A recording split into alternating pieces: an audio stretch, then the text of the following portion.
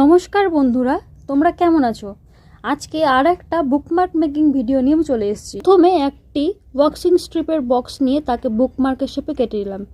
এরপর এতে আমি আগের থেকে ড্র করে নিয়েছিলাম। ড্রয়িংটা যদি দেখাতাম তাহলে শর্টসটা অনেকটাই বড় হয়ে যেত। আগের শর্টসের যে পেস্টাল কালারগুলো তোমাদের দেখিয়েছিলাম সেই কালারগুলোই ব্যবহার করে এখানে একটা বহু এফেক্ট দেওয়ার চেষ্টা করেছি।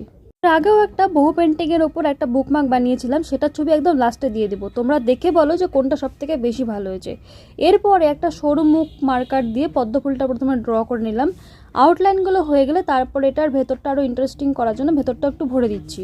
যে কোনো বহু পেন্টিংয়ের ক্ষেত্রে কিন্তু এই পেস্টাল রঙগুলো খুব দরকার, এগুলো ছাড়া কিন্তু বহু আর্ট হয় না। তোমাদের যদি আমার এই শর্টসগুলো ভালো লাগে তবে লাইক, কমেন্ট ও সাবস্ক্রাইব করে পাশে থেকো। আর কি এরকম ভিডিও দেখতে চাও সেটাও কমেন্ট করে জানিও। এই দেখো বুকমার্কটা তৈরি হয়ে গেল, কেমন লাগছে জানিও, আর কোনটা সবচেয়ে বেশি ভালো লাগছে সেটাও জানিও। Thank you.